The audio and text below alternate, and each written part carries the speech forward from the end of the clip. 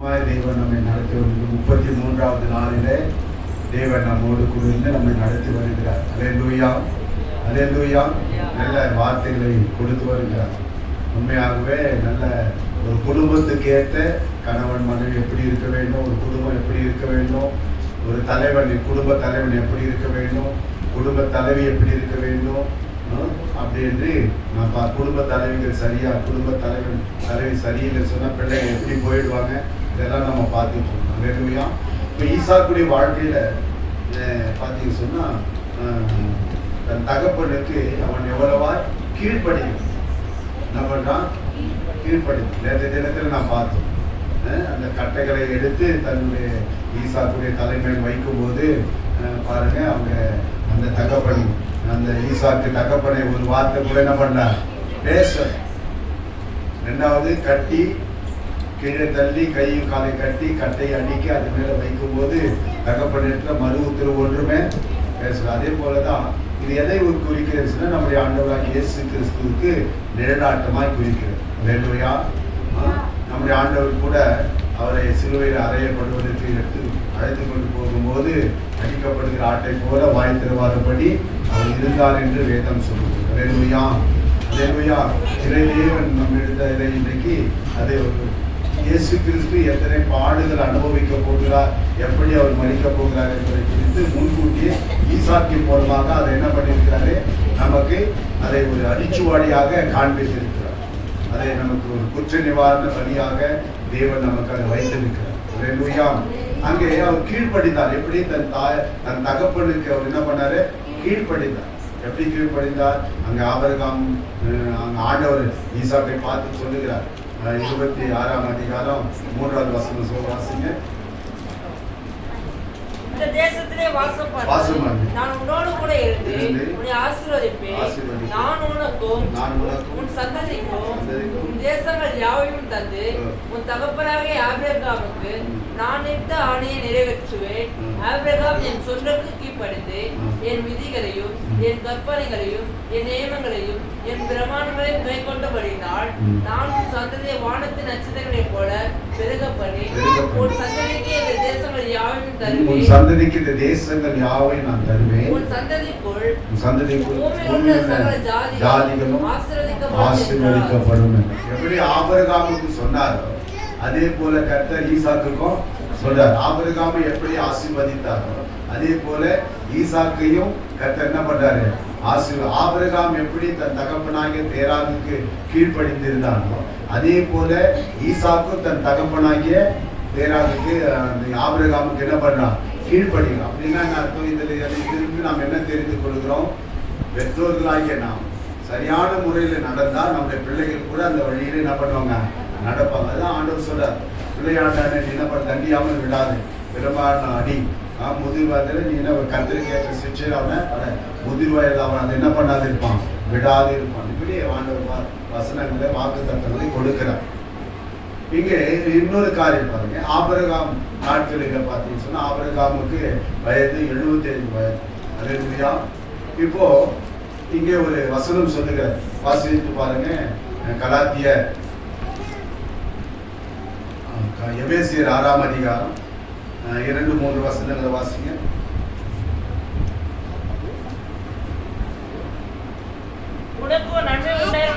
உனக்கு நன்மை உண்டாயிருப்பதற்கும் பூமியிலே உன் வாழ்நாள் நீடித்திருப்பது உன் தகப்பனையும் உன் தாயையும் கனம் பண்ணுவாயாக என்பதே வாக்குத்தத்தம் உள்ள முதலாம் கற்பனையாய் இருக்கிறது. இரண்டாம் உபாகம் 5ஆம் அதிகாரம் 16ஆம் வசனம்.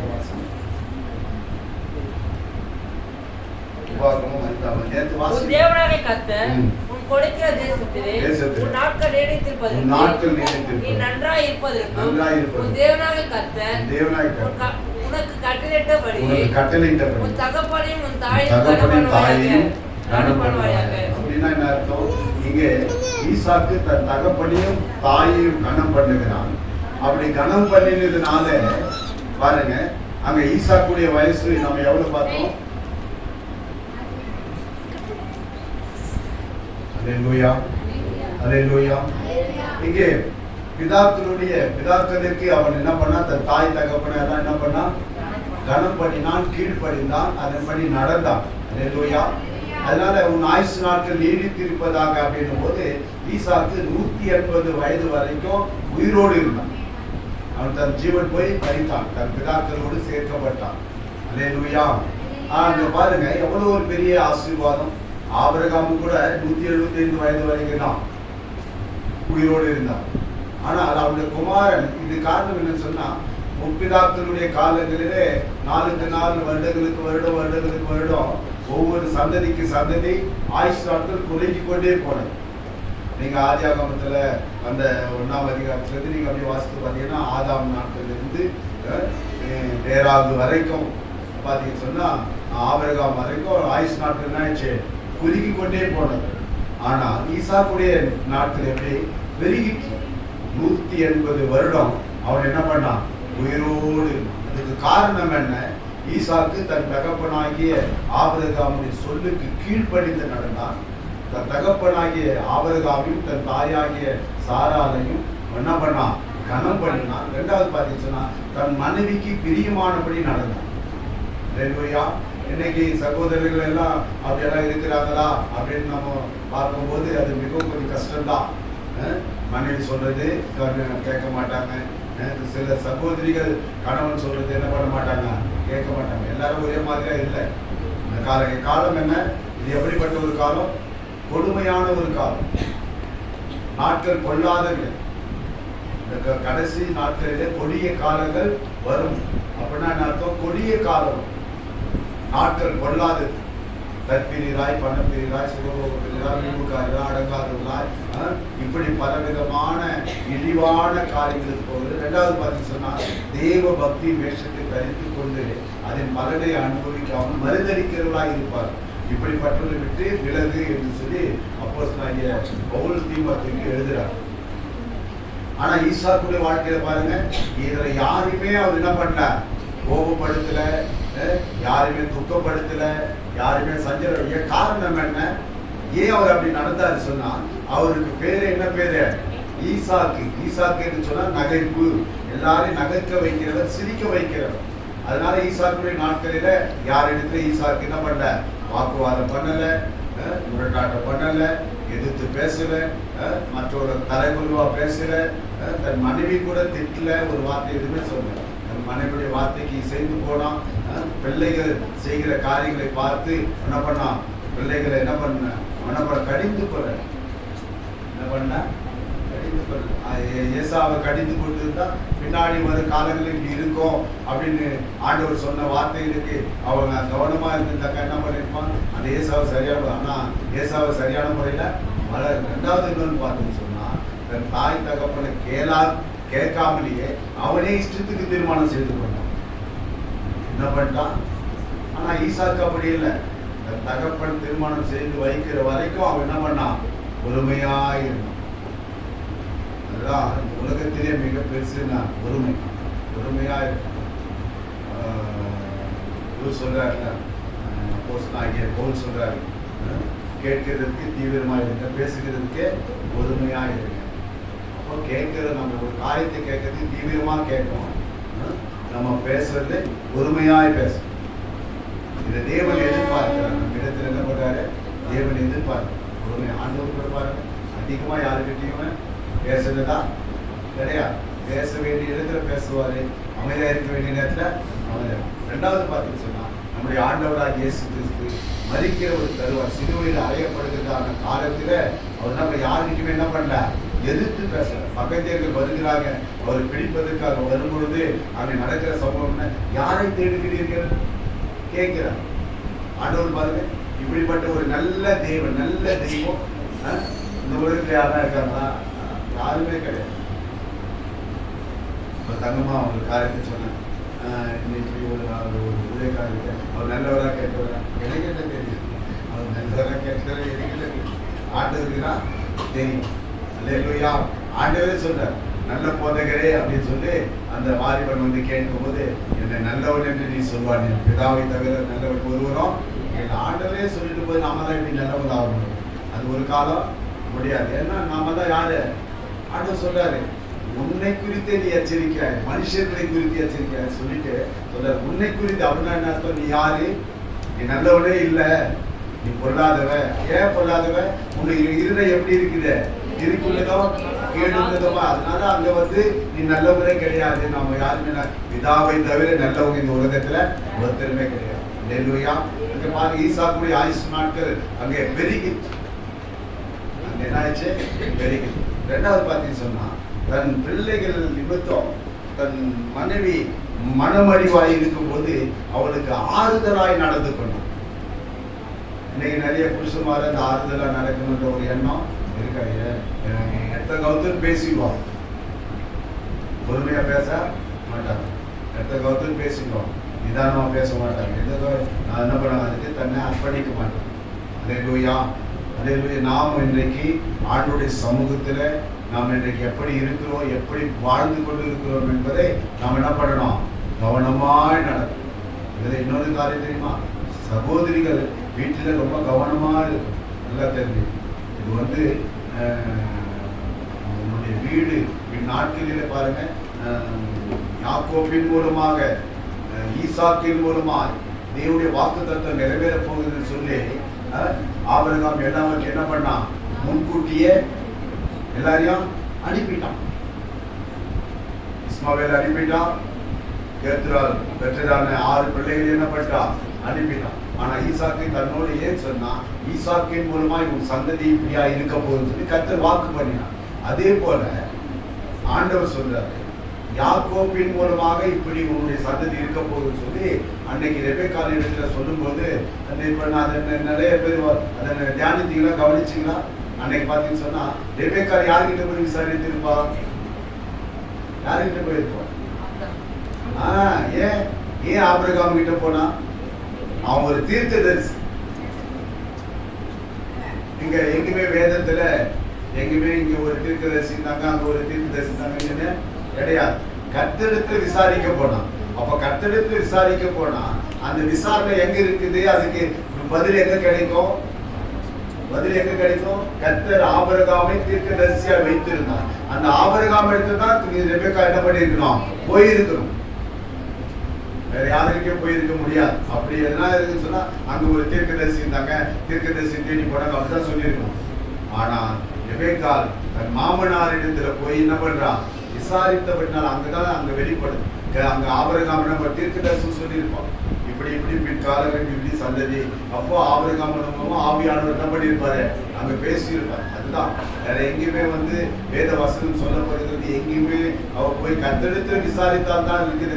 ஆனா ஆபிரகாம் கிட்ட போய் விசாரித்தால் கூட வேத வசனம் நான் சொல்றேன்.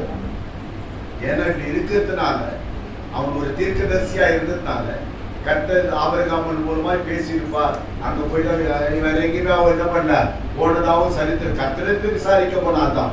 ஆனா கர்த்தர் பாருங்க, 2 சந்ததி உனக்குள்ள உருவாகும். ஒண்ணு ஒரு சந்ததி, என்ன சந்ததி? ஒரு சந்ததி என்ன சந்ததி? இஸ்ரவேலர். ஒரு சந்ததி ஏதோமியர். ஏசாவின் மூலமாய் பிறந்ததான பிள்ளைகள் ஏதோமியர் என்று பேர் பெற்றார். ஏன் அவனுக்கு ஏதோமியர் என்று பேர் வந்துச்சு? ஈசாக்குடைய மூத்த குமாரனுக்கு ஏன் ஏதோம் என்று பேர் வந்துச்சு?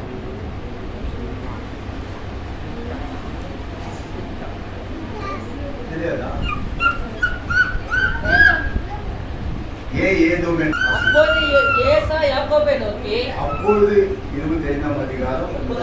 அப்போது ஏசா யாக்கோபை நோக்கி, அந்த சிவப்பான குழியிலே நான் சாப்பிட்டு கொஞ்சம் தார், நான் சாப்பிட கொஞ்சம் தார், இளைத்திருக்கிறேன் என்றான். இதனாலே அவனுக்கு ஏதோம் என்கிற பேர் உண்டாயிற்று. அவனுக்கு ஏதோம் என்கிற பேர் உண்டாயிற்று. அதனால அல்லேலூயா. அதற்கு ஏசா இதோ நான் சாக போகிறேன் என்று சொல்லி இந்த சேஷ்ட புத்திரரை பார்த்து என்ன பண்ணா? விட்டு போ. அந்த கூழ் வாங்கி சாப்பிட்டதுனால சேஷ்ட கர்த்தருடைய வாக்கு தத்தத்தை அவன் என்ன செய்யறான்? அலட்சியம் பண்றவங்களுக்கு இதுதான் பேர் ஏதோ. அப்படின்னா என்ன அர்த்தம்? அப்படின்னா ஏதோ என்று சொன்னா என்ன அர்த்தம் தெரியுமா? கர்த்தருடைய ஆசீர்வாதத்தை பெற தகுதியற்றவர்கள். கர்த்தருடைய ஆசீர்வாதத்தை பெறுவதற்கு, கர்த்தருடைய வாக்கு தத்தங்களை பெறுவதற்கு தகுதியற்றவர்கள். ஏன் என்று சொன்னால் கர்த்தருடைய வாக்கு தத்தங்களை அற்பமாய் இதுதான் ஆண்டவர் அங்கே பார்க்கிறார். அல்லேலூயா. நம்முடைய கிரியைகளை கூட கர்த்தர் பார்க்கிறார். சகோதரிகள் ரொம்ப வீட்டுல கவனமா இருக்கும். அதே போல சகோதரர்கள் கூட வீட்டுல எப்படி இருக்கணும், பிள்ளைங்க மேல கவனமா இருக்கும். அப்படி கவனமா இல்லாதனாலதான், ஈசாக்கு கவனமா இல்லாதனால ஏசா ஒருவன் என்கிறதான ஒரு மகன் தேவனுடைய வாக்கு தத்தங்களை எழுதுவான். தேவனுடைய ஆசீர்வாதங்களை எழுத போயிடும். வாக்கு தத்தம் போயிட்டார். ஈசாக்கு தன் குமாரனாகிய ஏசா செய்து கொடுத்த ஆகாரத்தெல்லாம் நன்றாய் புசித்தான். ஆனா தன் மகன் என்ன பண்ண, தன் தாய் தன் மகனை நல்லா வளர்த்தான். யார? யாக்கோபு. அனுப்பு விட்டு வளர்ந்த பிள்ளை என்ன ஆயிட்டான், தேவனுடைய ஆசீர்வாதங்களை இழந்து போயிட்டான். தாயினிருந்து வளர்ந்த பிள்ளை, ஆமா, தாய் சொல்லி கேட்டதான எந்த பிள்ளையும் நல்ல முறையில. அது போல கர்த்தர் இன்றைக்கு உன்னையும் என்னையும் எதுக்காக இதை வைக்கிறார் சொன்னா, நாம் கவனமா இருக்க வேண்டும். இந்த குடும்பத்துல கவனமா இருக்க வேண்டும். நம்முடைய வாழ்க்கையில கவனமா இருக்க வேண்டும். நம்முடைய ஆசீர்வாதத்துல கவனமா இருக்க வேண்டும். ஒருவேளை சகோதரர்கள் கூட சில சமயங்கள் என்ன பண்ணுவாங்க தெரியுமா? என்ன பண்ணுவாங்க? ஆமா, இது இல்லை, இப்போ வருமானம் இல்லை, கர்த்தருக்கு கொடுக்கறது சரி, ஆலயத்துக்கு போகிறது சரி, ஜெபிக்கிறது சரி, கொஞ்சம் என்ன பண்ணுவாங்க, சோர்ந்து போயிடுவாங்க. சில சகோதரர்கள் ஜெபிக்கவே மாட்டாங்க. சில சகோதரர்கள் என்ன பண்ண மாட்டாங்க, கர்த்தருடைய ஆலயத்துக்கு சரியா வரவே மாட்டாங்க. சில சகோதரர்கள் கர்த்தருடைய தசமமாக கொடுப்பதற்கு சரியா வரவே மாட்டாங்க.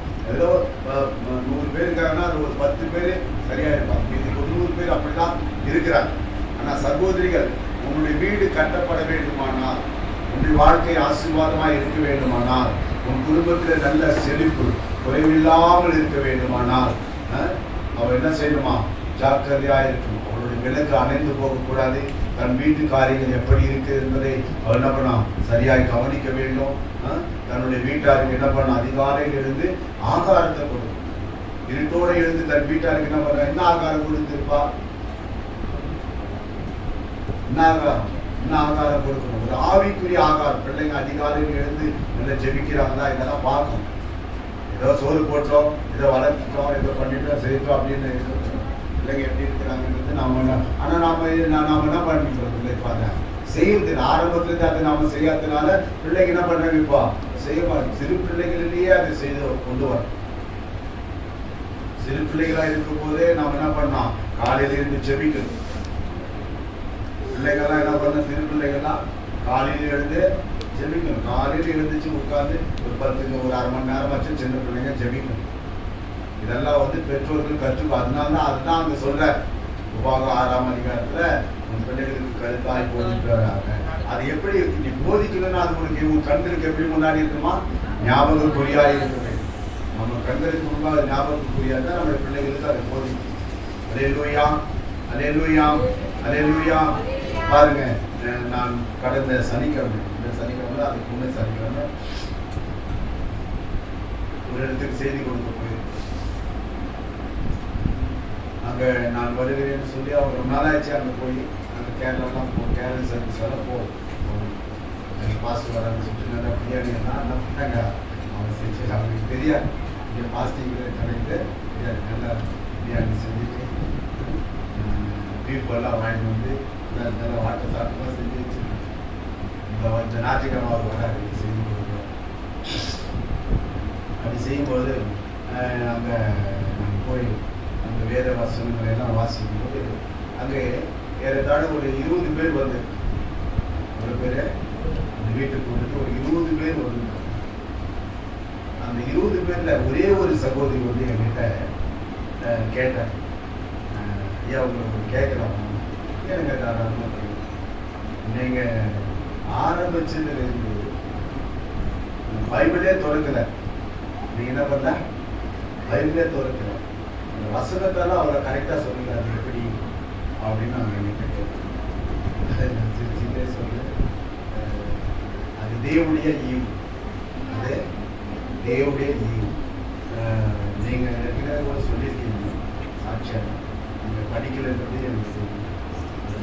ஆனால் பாருங்க, அங்கே 20 பேர் கிட்ட இருந்தாங்க, ஆனால் ஒரே ஒரு சகோதரி தான் செய்தி கேட்டிருக்காங்க. புரியுதா? எவ்வளோ பேர் இருந்தாங்க? 20 பேர்கிட்ட அங்க இருந்தாங்க. அந்த ஒரே ஒரு சகோதரி தான் நான் எப்படி பேசினேன், நான் என்ன பேசினேன், நான் என்னென்ன செஞ்சேன், நான் பைபிள் திறந்தனா திறக்கலையா, என்ன எல்லாத்தையும் அவங்க என்ன பண்ணிருக்காங்க, கூர்ந்து கவனித்திருக்காங்க. நம்ம சபையில கூட நேற்று நான் கேட்டேன், என்ன கேட்டேன், திரும்ப நேற்று அந்த செய்தி நான் திரும்ப திரும்ப போட்டு கேட்டீங்க. இந்த நான் உங்களுக்கு நேற்று தினத்தில் கூட போதித்தேனே அப்படின்னா மறந்துட்டீங்களா அப்படின்னு நான் கேட்டேன். என்ன சொல்லுங்க?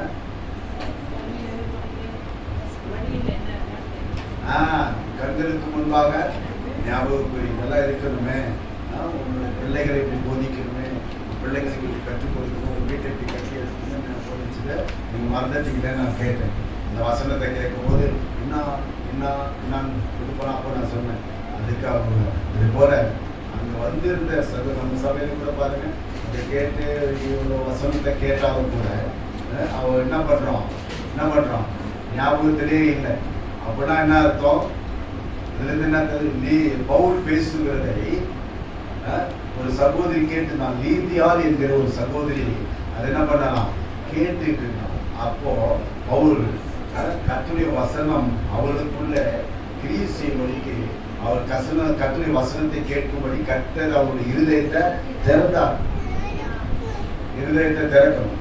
வேதம் சொல்லுகிற 119 சங்கீதம் 18வது வசனத்தை வாசிக்கும். நம்முடைய வேதத்தில் உள்ள அதிசயங்களை நான் பார்க்கும்படி என் கண்களை திறந்ததும். அப்படின்னா இந்த கண்ணுக்கு வேதம் தெரியாம இருக்குதா? தெரிஞ்சு இந்த கண்ணில் பார்த்து என்ன பண்றோம், என்ன செய்யணுமா? இல்லை. நம்முடைய எந்த கண் திறக்கணும்? விசுவாச கண்கள் திறக்கணும். நம்முடைய விசுவாச கண்கள் திறக்கப்படும். அதுதான் சொல்றாரு. அப்போ அவனுடைய தேவன் அருளிய வேதம் அவன் இருதயத்தில் இருக்கிறபடினால அவன் நடைகளில் ஒன்றும் பிசகுவதில்லை. அப்போ நம்முடைய தேவன் நம்முடைய இருதயத்துல அந்த